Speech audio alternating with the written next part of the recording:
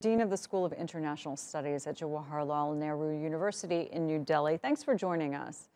So as you Thank you. watch this massive convoy park itself on the outskirts of Kiev, what are your thoughts? Well, the Russian invasion has created a lot of internal trouble within Ukraine. This has, of course, solidified the NATO responses.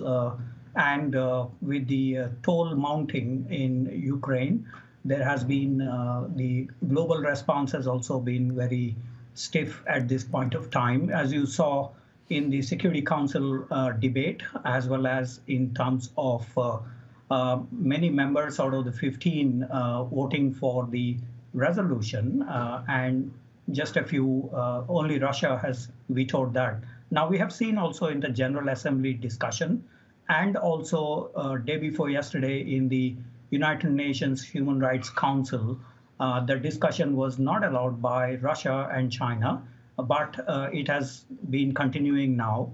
And of course, the global response today has become much more critical of the trouble in Ukraine, number one. Number two, we have also seen the Russia-China relations getting solidified, as was seen in the UN Human Rights Council discussion.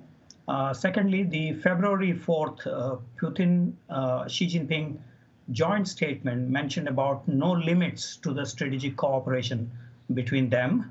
And we have seen the coordination happening on various fronts, actually starting from the Estonian cyber attacks in 2007, on South Ossetia, Abkhazia in 2008, on Georgian-related issue, and then in 2014 in the Crimean annexation, and now currently in Donbass and the rest of Ukraine. So in other words, while you have one set of countries coming together, the NATO, you have also the Russia-China coordination increasing substantially.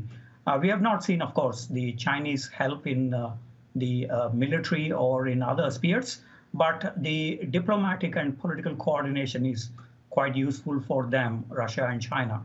And so I think there is a new set of Cold War emerging, as they mentioned in the February 4th joint declaration. But China has hardly been vocally supportive of Russia during this crisis. And do you think it's likely that we could see Russia removed from the Security Council?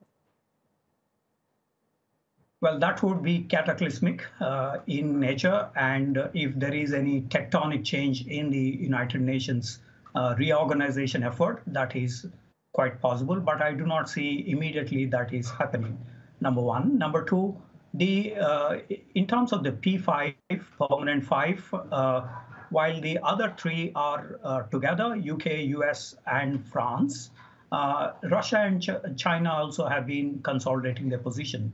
So which means that while the P5 majority would go for a certain reorganization, if possible, but what is clear is that the NATO is also heavily dependent on China in terms of economic interdependence. They have the European Union plus United States have more than $1 trillion of trade with China, and they have over 100,000 companies functioning in China, the multinational corporations. So there is a certain weakness for the NATO in order to displace the Russians in the Security Council. Economic and technological cooperation with China substantially in these, and hundreds of billions of dollars have been poured into China by the NATO partners. And hence, it appears to me that this is not possible, a displacement of Russia because of the Russia-China coordination.